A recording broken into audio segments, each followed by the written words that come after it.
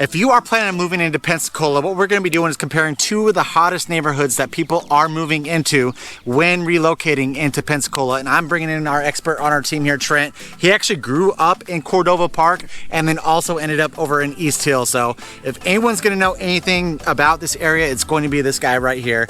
And we're going to be driving through, kind of discussing these two neighborhoods, the main differences, maybe something that you might be looking for in regards to lifestyle, and ultimately help you make that decision on which neighborhood might be best for you if you are choosing between the two of them. So let's go ahead and hop in the car and we're going to start this tour right now. All right, cool. We are in the car. First neighborhood that we are going to be covering is Cordova Park. And why don't we start this out kind of fun? What was it like growing up in Cordova Park, Trent? It was pretty amazing. I mean, everyone kind of knew everybody. All the parents felt perfectly safe letting us take off on our bikes, promising to stay within the neighborhood, which we certainly did not do. But yeah, while you're in Cordova Park, it had a great vibe. I feel like we were just kind of bouncing around from other kids' houses to parks to practices and everything like that. Any kind of holiday that came along, it was very vibrant through here. Back then and even now, I think Halloween, it is a major destination. I know a lot of people just bring their kids over to this neighborhood to go trick-or-treating and kind of experience that. It almost looks like the exit of a concert when you're walking down the street in one of the neighborhoods on Halloween. Slapping the bass, man. There you go. Slapping that bass, man. I slapping that bass. Please don't do that. The way I kind of describe that, because we have a similar thing over in Tiger Point, it's like being in Disneyland during Halloween, right? Yeah, pretty much, yeah. Absolutely. But yeah, no, I really enjoyed it. I feel grateful for the opportunity to grow up in this neighborhood. And easy access to a lot of things around you when you do leave the neighborhood. I think that's one of the things that's a little bit different. I know we're going to be comparing Cordova Park to East Hill today, and one of the different things about this neighborhood is you do have to leave it to go get groceries, to go out to eat, to go to some of the stores and shopping. But within the neighborhood, you do have the public school, which is really nice. Mm-hmm. We'll go by that eventually, but it's a great school. A lot of people are trying to get into it, and I think they're even trying to expand it a little bit so that they can hold a little bit more. But I used to ride my bike or walk to school, and never felt any fear in doing that in this neighborhood. And I think that's nice for parents too. And so I think you were also mentioning too, with the school, they're trying to do a K through 8 situation. Is that what you mean by expanding it? Yeah, that's what I've heard. It's always been K through 5. I believe just this past year they did a trial year with 6th grade involved, because middle school is very challenging in this area. Typically, a lot of people are going towards private schools or trying to use the school of choice when they can. But with Cordova Park having such a great track record, I think they're seeing if they might be able to make it work with K through 8. But they're doing it slowly. So I'll be interested to hear how that first year with 6th grade went, and if they're going to be expanding into 7th. And one thing I kind of noticed, kind of being an outsider when we first came here, it seems like Cordova Park has almost like a center that everyone hangs out in, where East Hill not so much, is more on the outside of East Hill. Is that correct? Yeah, I feel like a lot of people tend to congregate at some of these parks. There's 3 or 4 parks in the neighborhood. You'll see a lot of people out walking dogs, walking strollers, riding bikes. There is a church in the neighborhood for those that want to be close by to that. Maybe we can even pass by that if you want to. Yeah, definitely. Yeah, just tell me kind of where to go, and we could pass by it. Go down through this stop sign and take a left on Piedmont. We'll go down that road. And so then we are also talking about the differencing in housing. And we know the median sales price is going to be different for sure, but you're also talking about the age of housing, how it's a little bit newer here in Cordova Park. Yeah, a little bit. We don't have really any new builds in Cordova Park, but when we're comparing to East Hill, I think it's going to be, the average year build is going to be much newer. I want to say the average year build is probably in the mid-60s.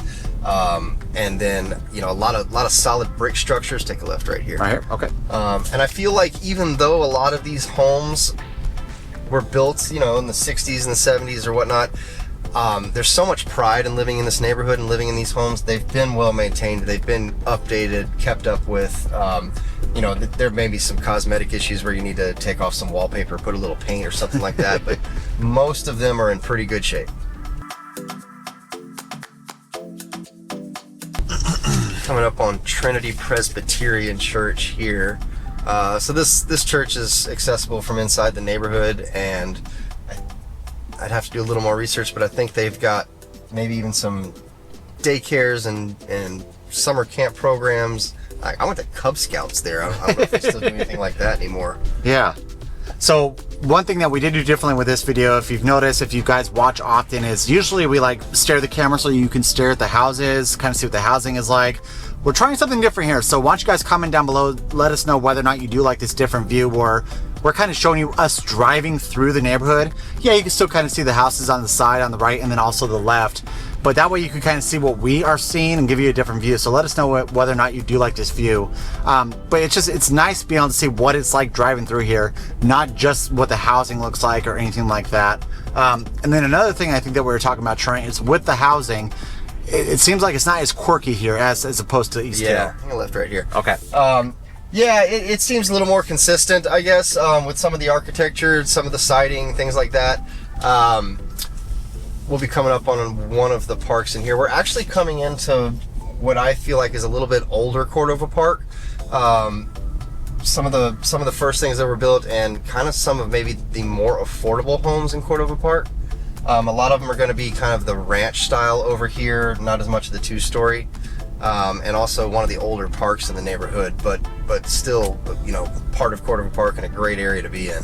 Now, here's something that just randomly popped in my head. Would you say that there's more two stories here or over in East Hill? Because I know that a lot of times when people are reaching out, like, I don't want a ranch, I want a two-story, that's strictly what they want. Is it about the same in both areas? I think it's about the same in both areas. Okay. I feel, you know, you'll see as we go on our loop here, when we get over towards the elementary school, this is one of those parks right here on the right, but when we get over towards the elementary school and kind of past that, you'll start seeing more of the two-story homes mixed in.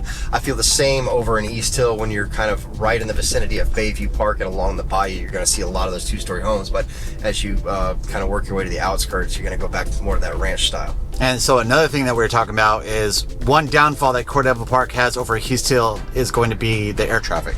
Yeah, so it is nice if you need to be to the airport, you can be there in about 2 to 3 minutes. However, you're going to know whenever anything, you know, lands or takes off. I was just telling Peter, as a kid, I didn't even hear it. I was just so accustomed to it, and now coming back, it's very noticeable. Yeah, we were trying to record our initial video, and there's a few times I had to stop the camera because they flew right over, but it might be one of those things that, you know, if you can live with it, eventually it just becomes background noise, just like growing up next to a train.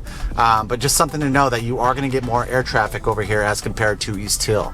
Yeah, and I do think you adapt. I don't remember even thinking anything of it when I was living and growing up in this neighborhood. All right, so another thing I want to bring up, and we talked about median sales prices. When we talk about that median sales price of Cordova Park compared to East Hill, the median sales price, and these numbers are only as of May of 2025, came in at $323,000. Now that number is actually down year over year 26.4%, which is interesting to see. Just kind of talk some real estate with you guys right now. Everyone's saying, what's the market like? You know, is there a lot of buyers? Is it a seller's market? What's going on? I am telling you, for me personally, like I said, with this channel, and then we also, there's the elementary right there, right? No, actually, that's Roger Scott Tennis there, so that's something else to note. It's not inside of Cordova Park, but it's right across the street from the neighborhood, but it's the most popular tennis facility in all of the area. Tennis camps, tennis clinics, private lessons, multiple courts, hard courts, clay courts. They've pretty much got everything you need in the tennis community. I feel like anybody that's involved knows about it, but you can get there by bike or foot if you want from inside the neighborhood. Obviously you can drive, but really close by, a lot going on up there. And so I'm guessing they probably have pickleball over there now too, right? You know, that's a great question. I can't imagine they don't. Yeah. I mean, that's pretty much what you're seeing down here is a lot of tennis courts. They'll just draw in the lines for pickleball. So it's like it's like a dual use. You can use it for tennis or then also pickleball.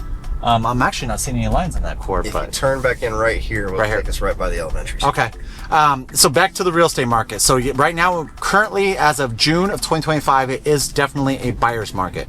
I'm telling you right now, though, guys, if interest rates do drop next month, like there is talk that they might do, expect that to shift a little bit. I'm not saying it's going to be an extreme buyer's market. We have bidding wars and all those things. You could probably see the elementary school right here, right now. We're driving past the sign. This to the left of us is going to be Cordova Park Elementary.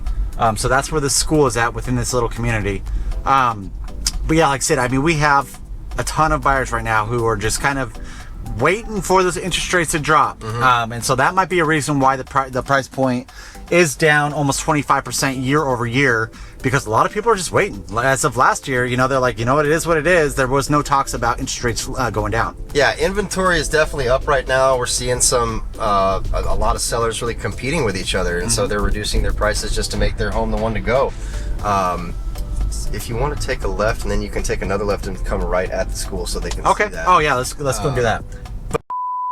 What is up, guys? Hopefully you are enjoying this content. Unfortunately, we went around a corner and our mic got disconnected, and we did not realize it until we sent it off to the editor a week later.